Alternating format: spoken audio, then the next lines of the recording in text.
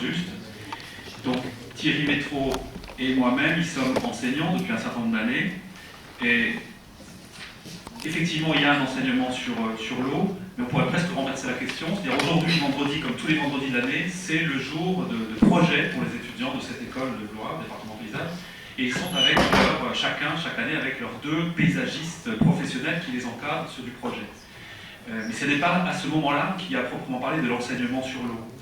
Et néanmoins, c'est le cœur de la pédagogie de l'école. Donc les choses se sont un petit peu... D'ailleurs, Thierry, tu n'hésiteras pas à me compléter au fur et à mesure.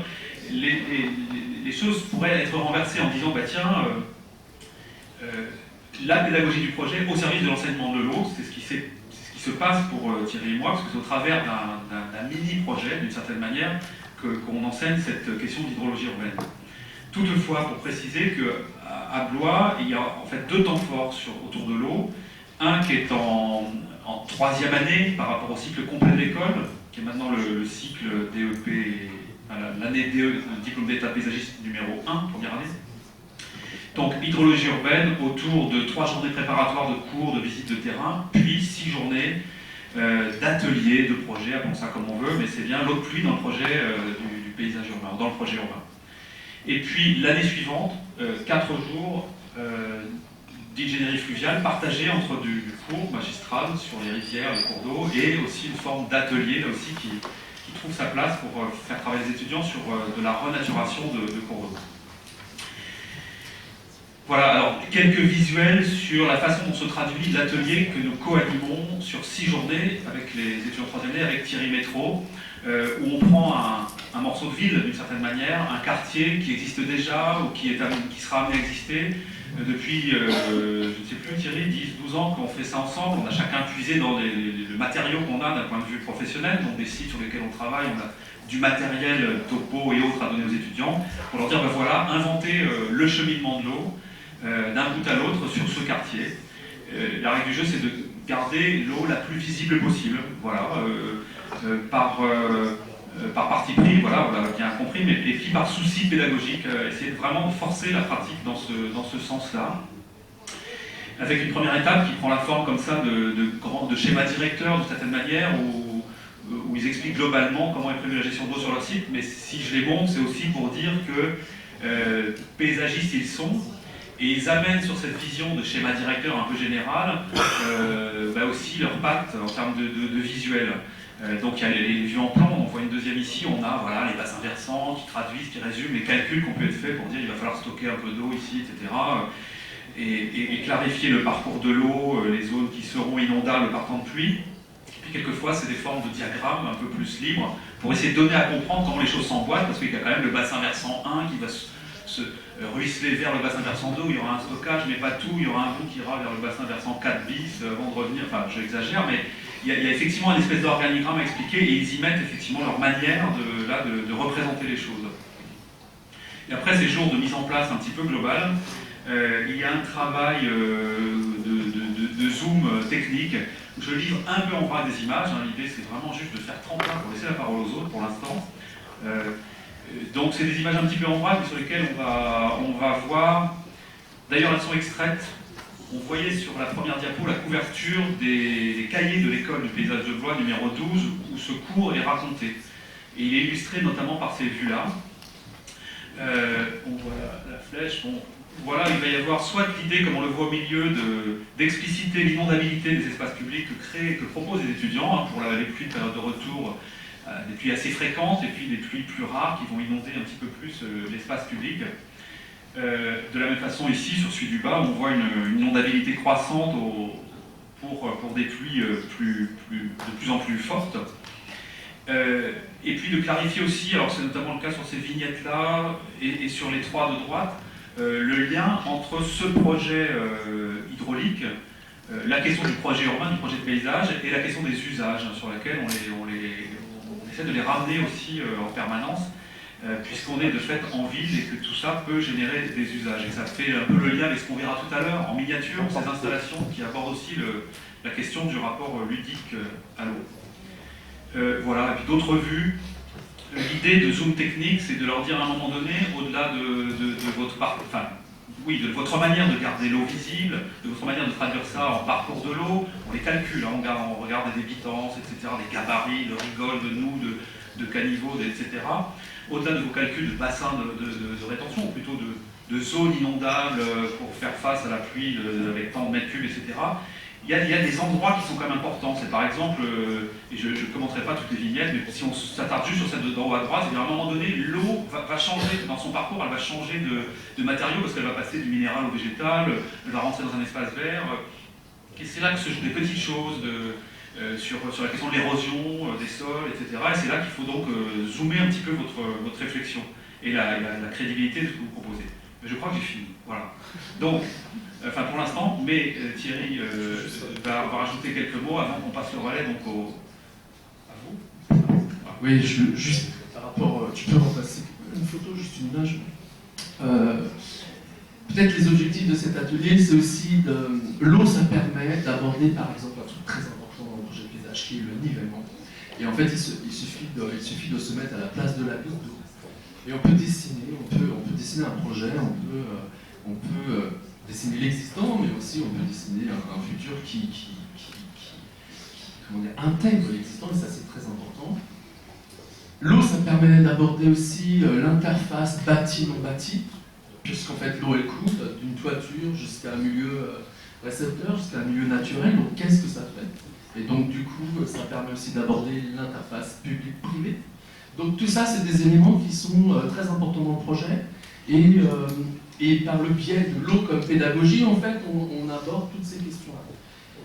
Ça permet aussi d'aborder la notion de cheminement. L'eau est dynamique, elle n'est pas statique, et ça permet d'éviter de parler que de bassin de retenue, de nous, mais on aborde du coup le cheminement, et du coup le cheminement, c'est le cheminement de l'eau, mais c'est aussi d'autres cheminements, donc voilà, toutes ces questions-là. Ça permet, l'objectif aussi, ça permet de faire en sorte que le paysagiste, mais on pourrait dire aussi l'architecte, parce que moi j'interviens aussi dans des écoles d'architecture, eh bien, il a un questionnement par rapport à son bureau d'études au sein même d'une équipe de maîtrise d'œuvre qui va être différente, parce qu'il va pouvoir poser des questions beaucoup plus précises, beaucoup plus fines, vis-à-vis de son échange avec le bureau d'études, par exemple, le BRD, etc. C'est aussi en ayant cet objectif en termes de formation qu'on fait un peu bouger les limites entre le concepteur, on va dire, et puis le bureau d'études, qu'on appelle souvent le bureau d'études VRD, etc. Mais voilà, et ça c'est un peu, c'est pour ça qu'il y a cet enseignement-là, c'était aussi une volonté initiale de faire bouger un peu ces choses entre le bureau d'études techniques VRD qui sait tout sur l'eau, et puis le paysagiste qui, alors aujourd'hui, sait mieux les choses, mais à une certaine époque, il ne savait pas grand-chose sur l'eau quand même si dans son discours, il en parlait. Mais en tout cas, je ne parle pas de tous les paysagistes, mais voilà. Donc voilà, c'est un peu ça l'objectif de cet enseignement. Alors, merci Thierry. C'est bien d'être deux en pédagogie, parce que quand l'un oublie de dire des trucs essentiels, l'autre est là aussi pour compléter. Merci à toi. Et je voudrais, avant de passer le micro, j'ai fait un petit impair. J'ai parlé du groupe Atelier de l'Ours, j'ai parlé des étudiants de 3e année qui ont réalisé ces installations, mais aussi avec des étudiants en design de l'ENSI Paris, qui ont joué, moins nombreux, mais qui ont joué aussi un rôle assez important dans le dispositif. Alors, non. Oui, bon, alors, brièvement, enseigner l'eau dans le projet de paysage, alors, qu'est-ce qu'une école d'architecture vient faire là-dedans et qui plus est une école d'architecture d'une ville nouvelle parisienne. Alors est-ce qu'on apprend de dessiner des fontaines ou des bâtiments sur pilotis? Bon, en plus, donc école d'architecture de Marne-la-Vallée, déjà si on dit école d'architecture de la vallée de la Marne, ça va déjà un petit peu mieux. Et surtout quand on parle de son nom qui est l'école d'architecture de la ville et des territoires, qui a été fondée il y a maintenant 20 ans, à partir d'un noyau d'architectes, urbanistes, paysagistes, ingénieurs, et tout à la fois d'ailleurs, comme Yves Lyon, Alexandre Chemetoff, Marc Mibra, avec cette idée de dépasser les frontières disciplinaires entre ces différents métiers.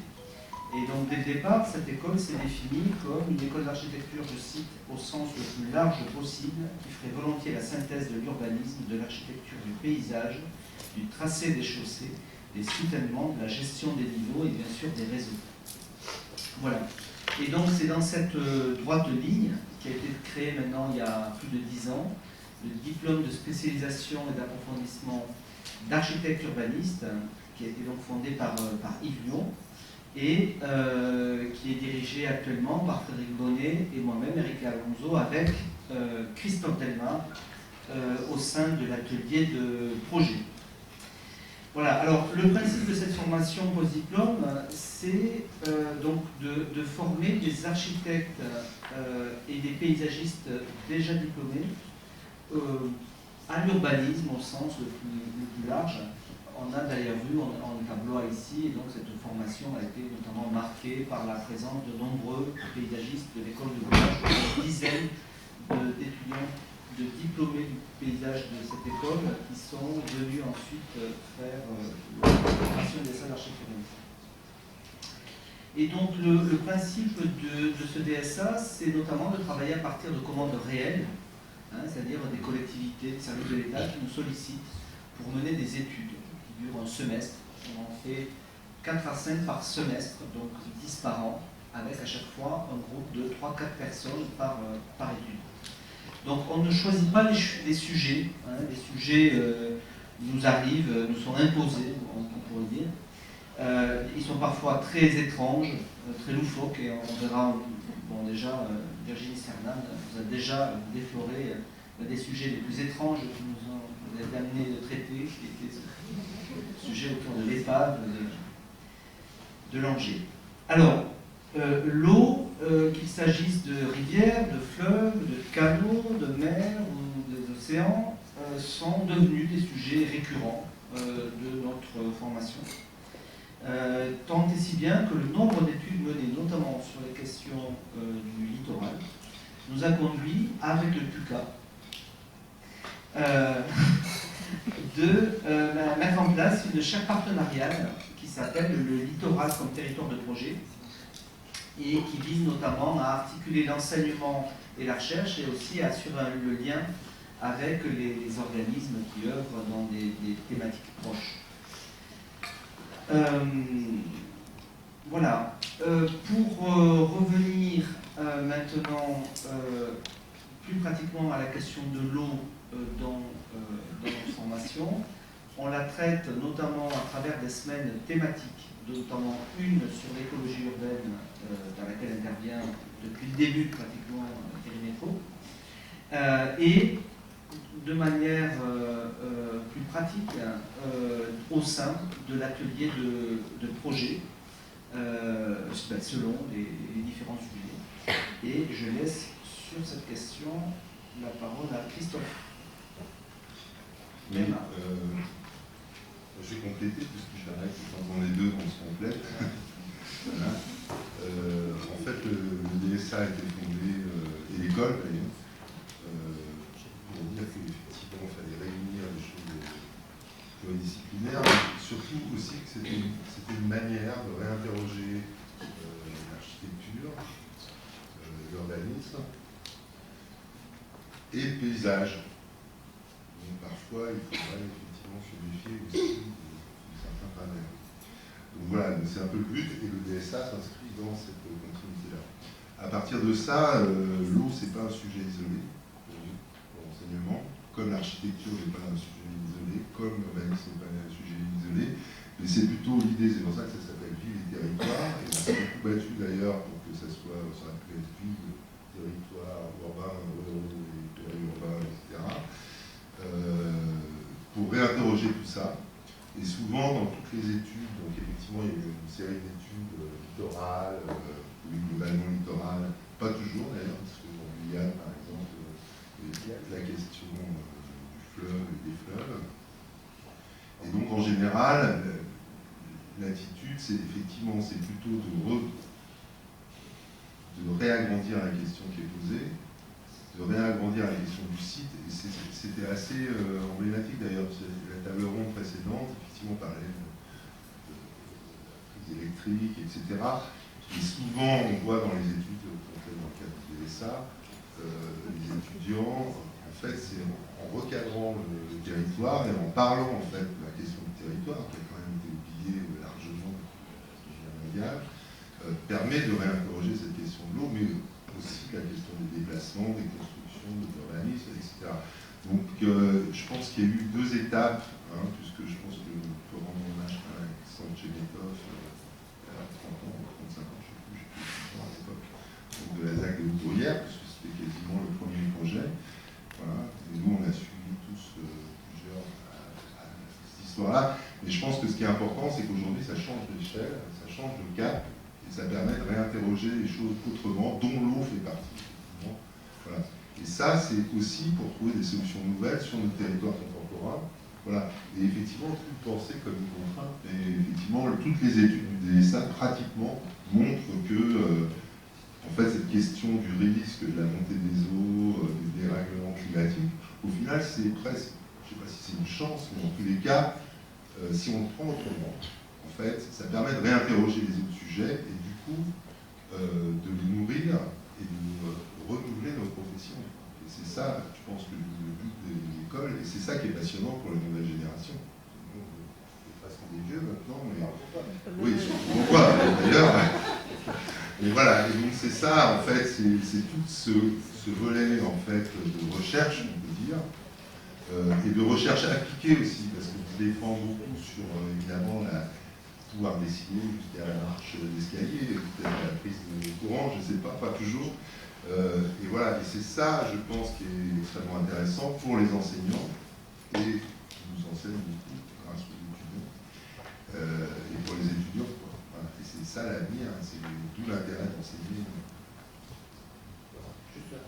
Je voulais dire que donc on a amené beaucoup des études qui prennent la forme de ces livrables, Oui. qui sont déposés là-bas.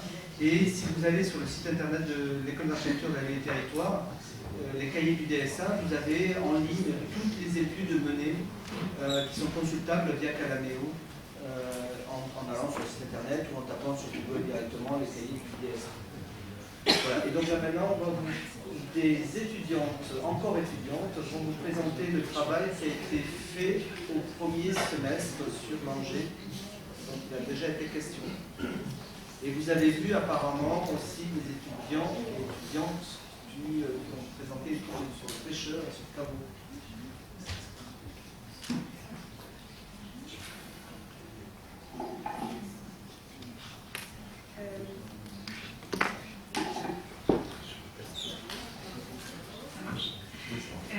La loi fut donc...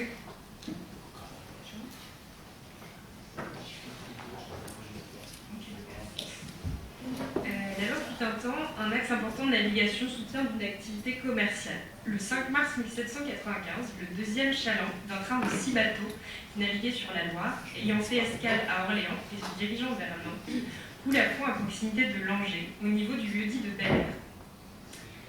Le site est déclaré par un riverain de Loire, alors qu'un étiage mettait à jour de nombreux éléments de l'épave. Commence alors l'étude du site fluvial par le projet collectif de recherche. Aujourd'hui, l'épave est en train de s'ouvrir et les éléments du chaland, ainsi que sa cargaison, se répandent suivant le courant du fleuve. Pour la mise en valeur de ce site naufrageur en eau douce, se posent alors les questions des modes de présentation possibles de ces vestiges en mouvement. Il s'agit de valoriser l'histoire du chaland et de trouver une manière de représenter l'invisible à travers l'étude de faisabilité d'un site d'interprétation.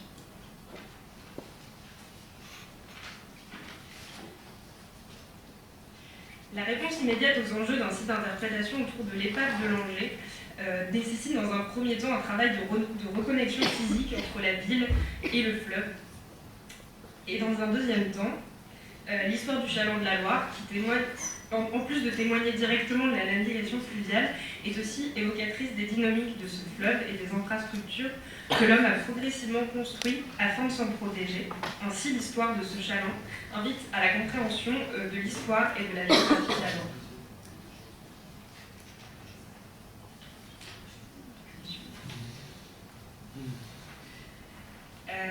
La ville de Langeais, avec son château qui est situé sur le coteau, est une ville historique de charme.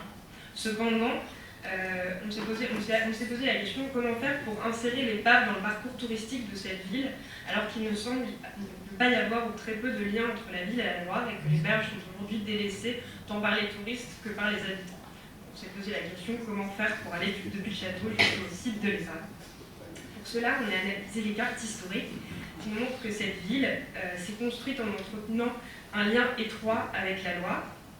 En effet, la proximité entre le Lit-Mineur et le coteau a permis le développement d'un port, et la ville se développe dans la vallée de la Roumère, qui est aussi dans le plan de la Loire. En 1848, on a le développement d'une zone d'échange commercial qui se situe entre la ville et la Loire, et qui est supportée par une cohérence et une parallèle entre un transport terrestre et fluvial. Donc on a la gare ferroviaire qui est en parallèle de la gare d'eau et le port qui est situé à l'endroit du pont. En 1889, un élément marquant, c'est la construction du tunnel de la Roumère, qui a pour but de protéger la ville des débordements de la rivière et qui témoigne du rapport de protection qui existe entre la ville et les cours d'eau qui l'abordent. C'est un tunnel qui passe à travers le coteau de la ville. En 1950, donc au XXe siècle, des industries s'implantent massivement entre le talus de la voie ferrée et la route de la Lune. Alors qu'aujourd'hui, on observe un étalement urbain sur les coteaux et la ville est de plus en plus éloignée de la Loire. Ainsi, au milieu du XIXe siècle, entre la ville et la Loire, on observait une zone d'activité dense, et aujourd'hui, on observe un espace délaissé. C'est la démolition des industries en vue de la construction d'une autoroute qui a acté la rupture entre la ville et ses berges et qui a vidé de tout espace, de tout usage l'espace entre le chemin de fer et la route de la Lune. Ainsi, on peut dire que les projets d'aménagement du XXe siècle ont gommé la qualité du dessin de ces ouvrages et des infrastructures liées à la Loire. Donc nous allons chercher dans un premier temps, dans ce projet, à révéler ces ouvrages liés à la Loire. De plus, il s'agira aussi de mettre en valeur les ouvrages de la Roumère, qui sont une caractéristique de cette ville, et qui permettront de valoriser la présence de l'eau à l'Angers. Enfin, pour valoriser aussi la présence de l'eau à l'Angers, le projet se base sur les différents niveaux de la Loire selon sa saisonnalité, donc la hauteur moyenne à l'étiage, en hautes eaux et en période de crue.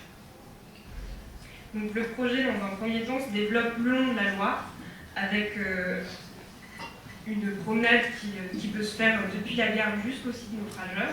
Donc la gare qui se dessine le long d'une arrivée de la Roumère, de la rivière de la Roumère. Le port qui permet une nouvelle entrée de ville et un accès à l'eau aisé. Et le tunnel de la Roumère qui permet en étiage de relier depuis le chemin des berges la ville de Angers. Et donc ce parcours se finit au niveau d'un point de vue sur le site naufrageur. La remise en valeur du port s'appuie sur les tracés historiques, permet de retendre les axes entre le port et les berges et de proposer aussi différents cheminements selon les niveaux de la Loire. Ça permet aussi un accès facilité à la Loire pour les bateaux, pour les touristes et pour les habitants de la ville de Angers. L'aménagement de ce point de vue, on a proposé l'aménagement d'un point de vue au niveau de l'épave, qui est aussi dessiné selon les différents niveaux d'eau, et donc qui survivra à l'épave et qui ancre l'histoire de ce chaland au-delà du vestige. Il devient un lieu de contemplation de la Loire et aussi de la faune et de la flore qui caractérise cette rivière et qui est spécialement autour de cette épave. Dans un deuxième temps, le récit de l'épave est une invitation à comprendre la géographie de la Loire par son ouvrage, sa disparition, sa découverte et sa disparition progressive aujourd'hui. Elle est un témoin des dynamiques de la Loire. Donc, les mouvements de la Loire sont encore aujourd'hui maintenus entre les levées. Or, l'implantation historique des villes sur les hauteurs témoigne d'une nécessité de se protéger des mouvements du fleuve qui peuvent s'étendre de coteau à coteau dans les plaines alluviales. Donc comprendre le développement du territoire vis-à-vis de ce fleuve et de ses aléas induit une échelle qui s'étend sur l'ensemble du Lit-Majeur. Ici, depuis la ville de Langers, donc jusqu'à la ville de Lignières-de-Touraine, qui est située sur le coteau opposé. Notre projet se base donc sur une transversale qui traverse les séquences paysagères caractéristiques de la géographie de la Loire et qui s'appuie sur le pont et certains tracés historiques. Donc, dans un premier temps, on nous a parlé de ce projet au fil de l'eau qui permet de relier la gare jusqu'au site naufrageur et qui s'étend donc le long des berges, mais qui peut aussi être relié à des parcours en bateau des parcours qui peuvent se continuer le long des berges et aussi dans le lit mineur pendant l'étiage. Et donc dans un second temps, pour comprendre la géographie de la Loire dans son entièreté, le projet prend la forme d'un parcours qui traverse le site transversalement, donc sur le pont, pour arriver ensuite sur la levée, et ensuite à travers la plaine alluviale jusqu'au coteau opposé.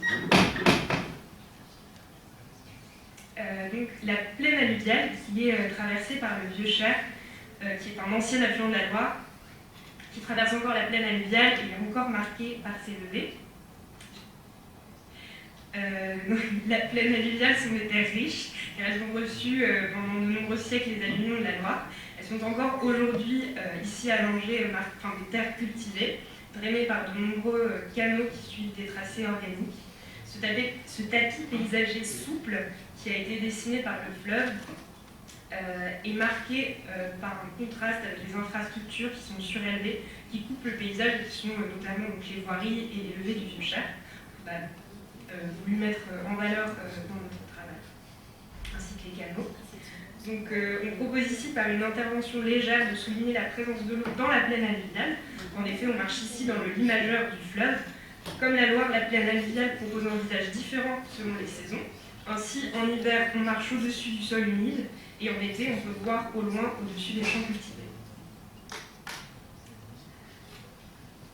Nous proposons ensuite une traversée au sein du lit de cet ancien affluent de la Loire. Donc, le projet est une ligne horizontale qui coupe à travers champs et qui se dessine de levée à levée. Le parcours d'interprétation est clos par deux points de vue qui se répondent, l'un à Langeais, l'autre à Linières de Touraine, et qui donnent l'ampleur du projet.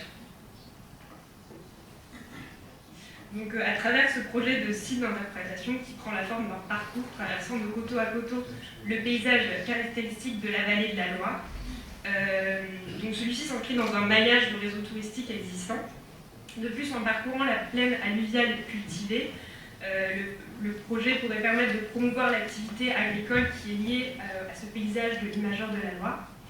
De plus, sur la rive opposée, à Langeais, la mise en valeur du site naufrageur, qui devient support d'un projet urbain sur la façade de Loire, doit permettre de retrouver un rapport perdu entre la ville et le fleuve et amorcer aussi une réflexion générale sur l'aménagement des bords de Loire, donc des villes ligériennes.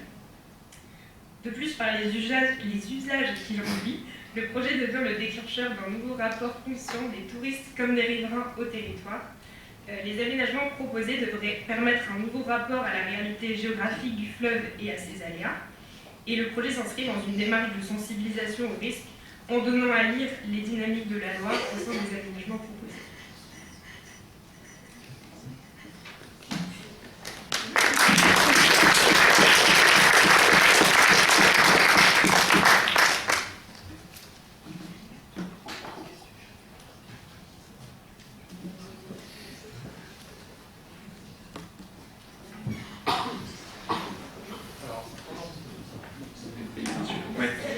Peut-être certains d'entre vous souhaitent réagir pendant qu'on prépare le deuxième exposé, la mission Loire. Est-ce que sur ce qu'on vient de voir, les travaux des étudiants, vous avez une question ou deux, des souhaits de précision?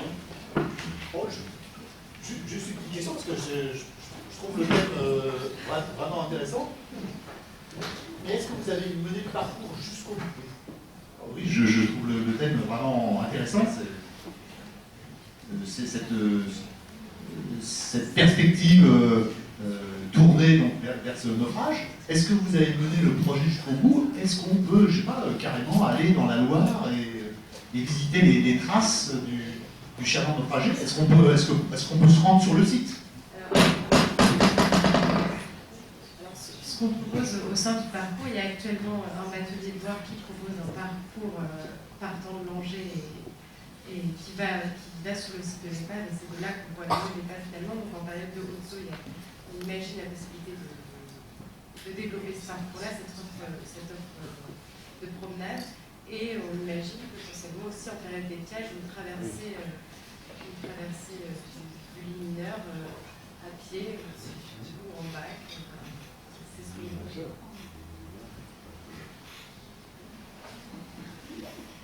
Alors, peut-être on peut continuer de la Loire, du coup. Hein. C'est ça qui va se passer. Mission Loire, habiter l'eau. Donc vous fonctionnez.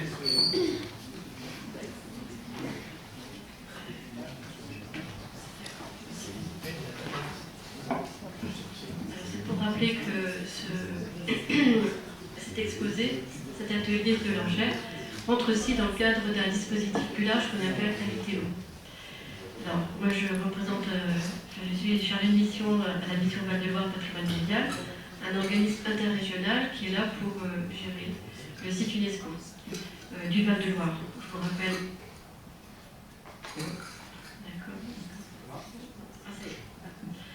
Donc, quelques mots sur ce site, 280 km de Chalonne, de Sully-sur-Loire en amont d'Orléans à Chalonne-sur-Loire, 800 km², et 3 critères d'inscription.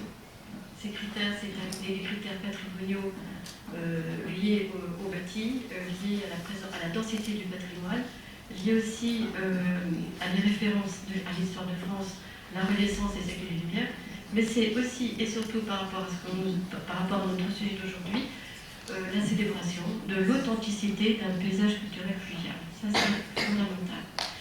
C'est-à-dire qu'à la différence des grands fleuves en Europe, qui ont connu une ère industrialisée, qui ont canalisé, dénaturé ces fleuves, eh bien, la Loire a la chance d'avoir été abandonnée à la fin du 19e, début 20e, puisque le chemin de fer a pris le relais très rapidement et de façon brutale d'une navigation fluviale qui diffusait une économie au fil des siècles, et que cette rupture brutale a fait que le développement économique au XXe siècle a laissé tomber le fleuve pour s'intéresser aux coteaux et pour s'intéresser à ce qu'on appelle l'arrière-pays, derrière les villes de Loire. Et au XXIe siècle, on redécouvre ce paysage et qui, depuis, s'est enfriché et est redevenu, paraît-il, un fleuve sauvage qui ne l'est absolument pas. Il a toujours été aménagé, toujours entreprisé, mais qui a conservé des dynamiques naturelles de vie de l'eau, de vie de niveau d'eau, de vie aussi de la faune et de la flore. Et donc l'UNESCO, dans son inscription, qui date de 2000, a célébré cette authenticité d'un paysage culturel fluvial qui raconte toutes les formes de peuplement de la vallée, et qui raconte aussi toutes les formes de maîtrise, ou du moins ce qu'on a cru être une maîtrise de l'eau. Donc ce sont bien sûr les ports, les ponts, les traversées, les modalités de traversée du fleuve.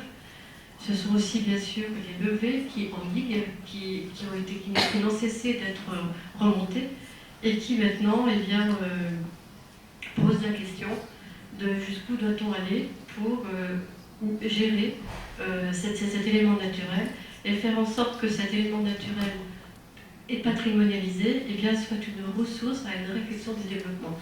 L'ambition de l'UNESCO, l'ambition de l'inscription, c'est ça.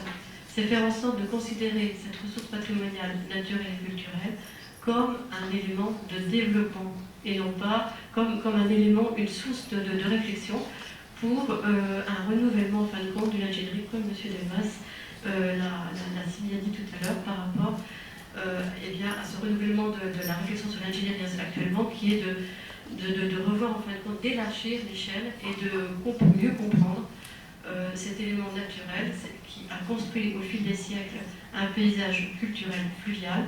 Et de par sa compréhension, de par son approfondissement, eh bien, on peut imaginer d'autres formes de développement qui puissent être à l'écoute de ce fleuve. Donc, bien évidemment, nous sommes là depuis 2000, nous avons développé un plan de gestion, tous les éléments d'un guide pour mettre en œuvre ce plan de gestion. Et en parallèle, nous avons mobilisé via les agences d'urbanisme des métropoles d'Angers, Tours et Orléans, ainsi que de l'établissement public Loire.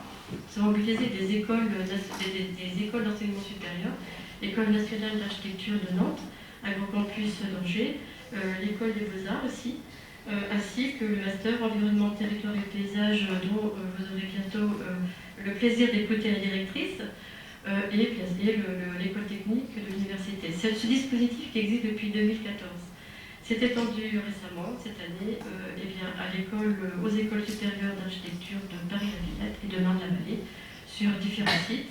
Les résultats seront restitués en novembre 2018, et c'est un dispositif qui produit chaque année 5 à 10 ateliers autour de 2 thèmes majeurs, la Loire récréative et la Loire nourricière. Donc il s'agit de reposer les modalités de cheminement, du parcours à pied, à vélo, de cheminement le long de la plaine agricole. Il s'agit aussi de reposer la question de la halle, du belvédère, pour justement gérer cette proximité de l'eau, cette qualité, cette chance de la proximité de l'eau, et de pouvoir justement se ressourcer tout en comprenant la valeur de ce qui nous est donné à voir. Bien sûr, c'est aussi la baignade. La Loire, on ne peut pas se baigner dans la Loire. La Loire est un fleuve dangereux. Mais cette proximité de l'eau invite effectivement à une tolérance. Et cette tolérance, comment la gérer ce sont les services de l'État notamment qui, en charge du DPF, se posent la question de savoir comment articuler, réguler cette fréquentation de plus en plus importante des bords de l'eau à travers le cheminement, les haltes et la baignade, alors que pour une gestion du DPF, il serait souhaitable de ne plus avoir de présence humaine. Donc vous voyez, il y a une ambivalence. Comment gérer ça ainsi qu'après aussi poser la question agricole qui a été posée tout à l'heure, faire en sorte de quelle mise en valeur des terres inondables, quelle mise en valeur aussi des terres agricoles, des coteaux et des plateaux.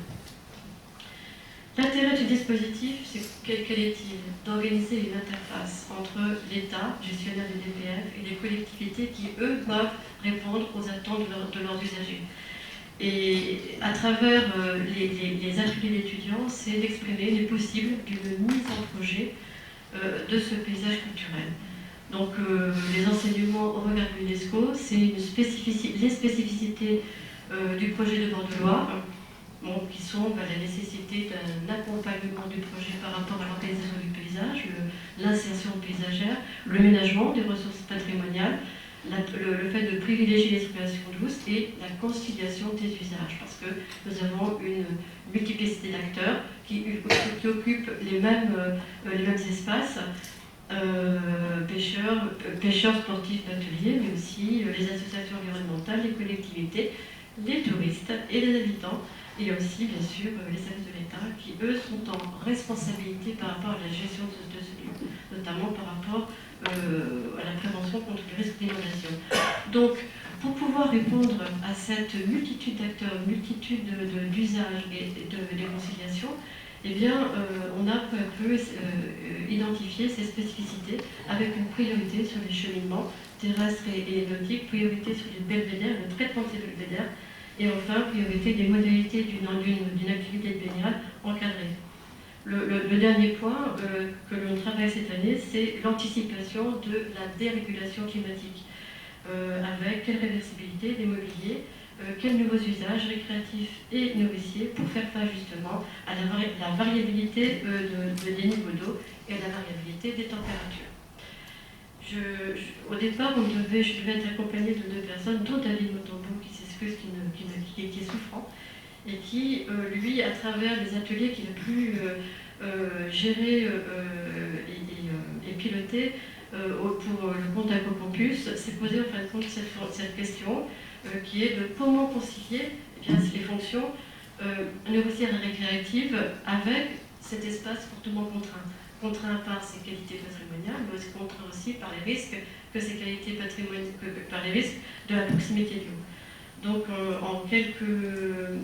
vais peut-être passer en quelques mots, 3 diapositifs qui résument 3 ateliers. Le premier sur Orléans, où en fin de compte, vous avez ici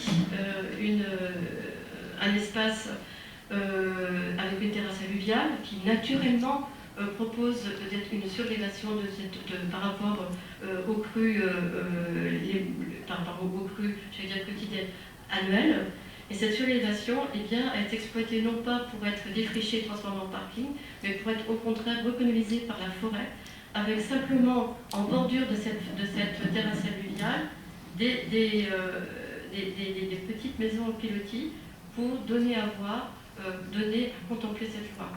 Voilà, je ne sors qu'un seul trait d'un travail de plusieurs mois, mais voilà un exemple qui effectivement a été retenu par Orléans Métropole et qui a permis de reconsidérer le devenir de cet espace qui se trouve juste en face de l'hypercentre d'Orléans, de l'autre côté.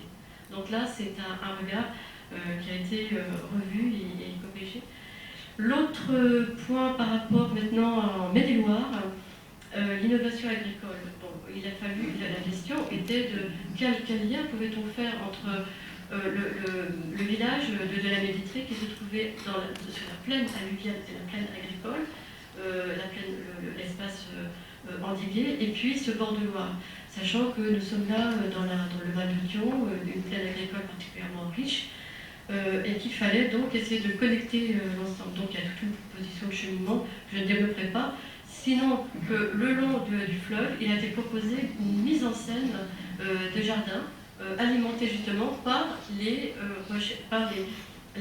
productions agricoles de l'arrière-pays. Voilà un autre lien plus éphémère, mais qui là aussi a retenu toute l'attention de la commune de la Méditrée. Et enfin, un dernier exemple, à Tours, en Indre-et-Loire, où là, eh bien, en face de l'autre côté, en rive droite de Tours, nous avons ce qu'on appelle Tours-Plage, c'est-à-dire un espace qui donne lieu à une fréquentation, une baignade très importante en plein milieu urbain. Or, il y a des problèmes de qualité d'eau, des problèmes de fréquentation, qui fait que quel aménagement pour réguler l'occupation de cet espace? Eh bien, là, vous avez deux propositions. Une proposition d'aménagement de la piscine afin de filtrer et permettre de restituer ou de garantir une meilleure qualité d'eau, mais aussi la mise en place de pontons au plus près du fleuve pour justement compenser le fait qu'on ne peut pas se baigner dans cet espace, mais qui permet justement de retrouver le plaisir du ressourcement à proximité du fleuve. Et la forme, l'emplacement de ce ponton répond à l'organisation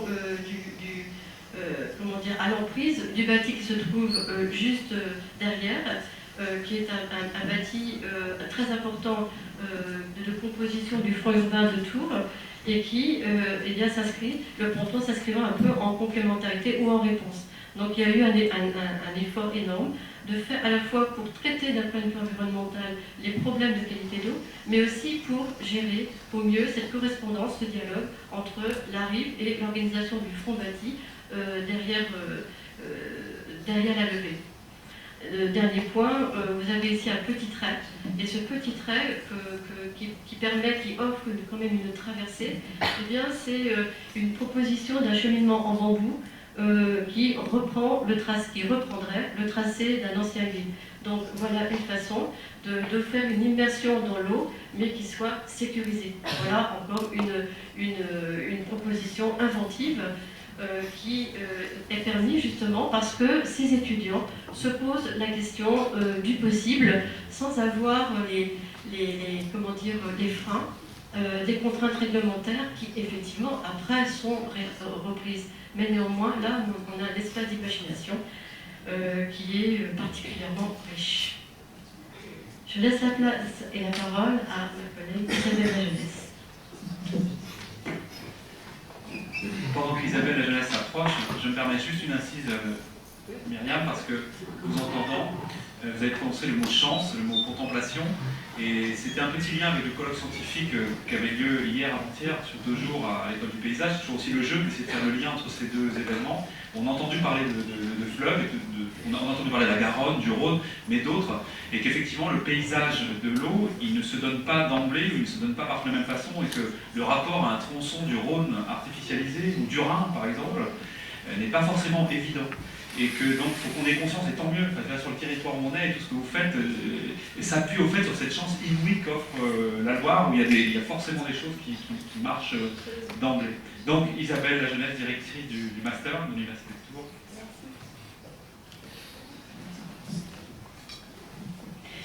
Oui, bonsoir à tous. Donc, je suis géographe et je dirige ce Master 2 qui est en apprentissage et qui forme des gestionnaires de l'environnement et du paysage dans le contexte de l'aménagement du territoire urbain et rural.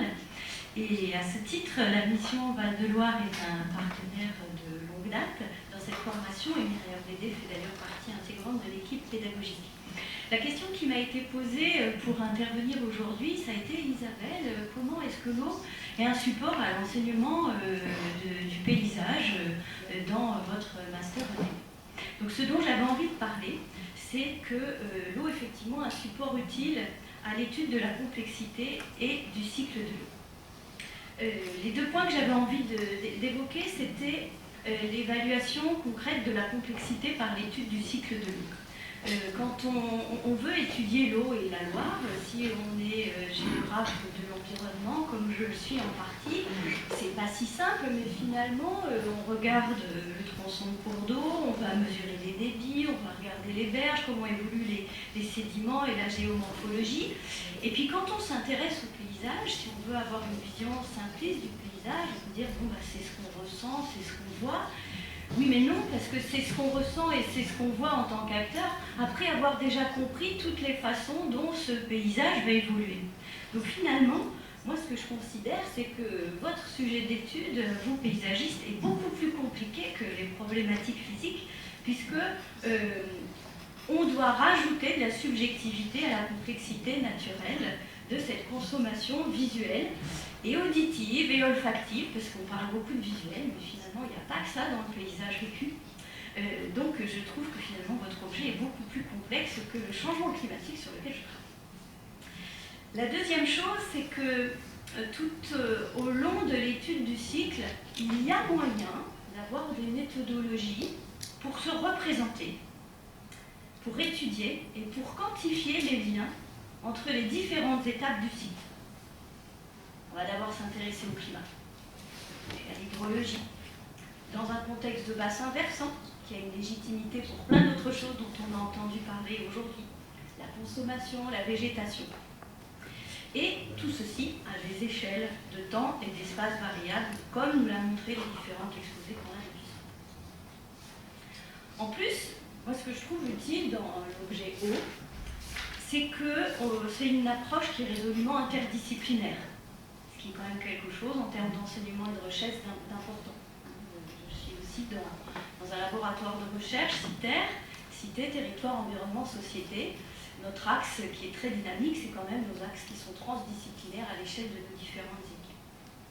Et il se trouve que ce master en apprentissage, environnement, territoire, paysage, il est bidisciplinaire dans sa conception.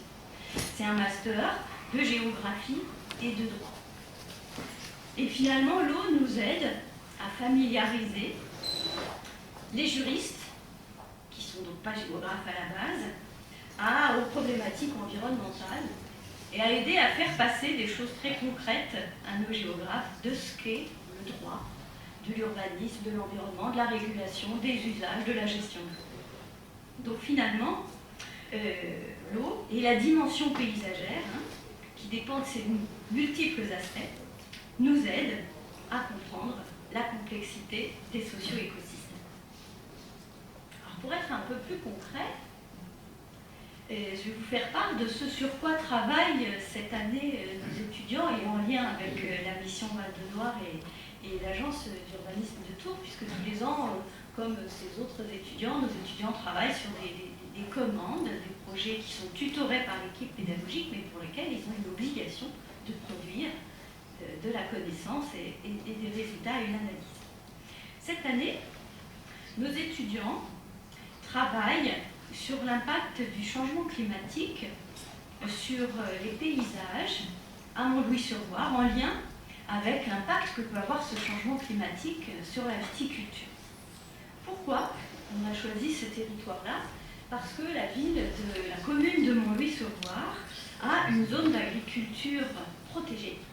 Et la question est de se demander finalement, dans ces échelles de temps et par rapport à l'évolution de l'impact du climat sur l'occupation du sol et sur la végétation, est-ce qu'il y a une cohérence entre le fait de sanctuariser, entre guillemets, mais la zone d'agriculture protégée juridiquement, c'est quand même une définition importante de la protection de ce territoire-là, enfin de cet espace-là. Est-ce que c'est cohérent avec les différents impacts que peut avoir le changement climatique? Et j'avoue qu'on a beaucoup parlé d'eau toute la journée, mais j'ai entendu parler que d'inondations. Alors que ce qu'on redoute beaucoup, étant viticulteur, là, en ce moment, avec le changement climatique, c'est le gel, forcé de l'eau, et la sécheresse.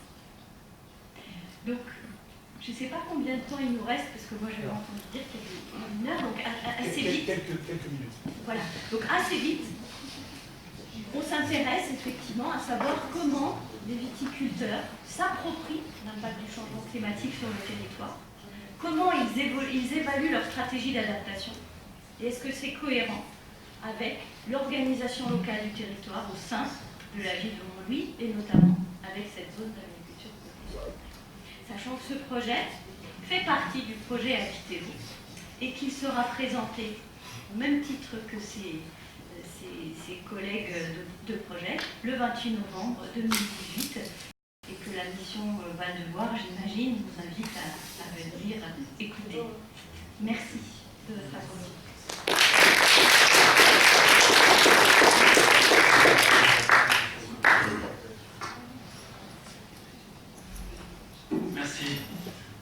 Merci Isabelle, merci beaucoup. Là aussi peut-être, on vous propose maintenant un jeu, c'est-à-dire de démarrer la déambulation. Mais auparavant, quand même, si vous avez une ou deux questions à poser à Myriam Lédé ou Isabelle La Jeunesse, évidemment c'est possible. Pendant que vos questions se préparent s'il y en a, donc je vous explique la règle du jeu ensuite, c'est qu'on part effectivement en déambulation. En passant par le hall de l'INSA, là juste derrière nous, où il y a une expo sur les travaux des étudiants de cette année en DEP1, donc en atelier d'hydrologie urbaine, celui qu'on évoquait en tout début de séance, mais également des panneaux qui expliquent les installations qu'ils ont réalisées sur le terrain et co-conçues entre étudiants de l'INSA et étudiants de l'ENSI. Donc voilà, on pourra faire une petite halte dans l'expo, pas trop long, parce qu'encore une fois, allons dehors voir sur site, mais peut-être une petite halte, regarder les panneaux, et pourquoi pas avoir aussi une petite forme d'échange là-bas, debout autour des panneaux, autour de l'expo, avant de partir nous promener. Est-ce qu'il y avait une ou deux questions que vous souhaitiez poser à Myriam Lédé ou Isabelle La Jeunesse? Écoutez, de toute façon, ça reviendra peut-être, vous prenez... Voilà, on déambule tous ensemble, donc c'est formidable. Donc c'est-à-dire que le coup d'œil qu'on va jeter maintenant à l'expo, dans le hall, peut être prétexte à continuer les échanges également sur les autres exposés que l'on vient d'entendre. Vous verrez trois types de supports dans l'expo. D'abord des panneaux de petit format qui sont un petit peu au milieu, appuyés les uns contre les autres, qui sont des extraits du travail du PUCA. Et pour le reste, je laisse donc Lina du CAUE vous expliquer en effet l'expo. Je profite juste du micro une minute parce que ce sera plus simple que le rôle. Pour vous expliquer ce que vous allez voir, c'est une exposition qui se compose de trois éléments. Il y a d'une part une trace du travail d'inventaire qu'a réalisé l'atelier de l'ours, commandité par le PUCA et le CAUE 41, qui fait aussi l'objet d'une édition. On ne va pas y lire, mais on peut le feuilleter dans l'espace librairie qui est toujours installé.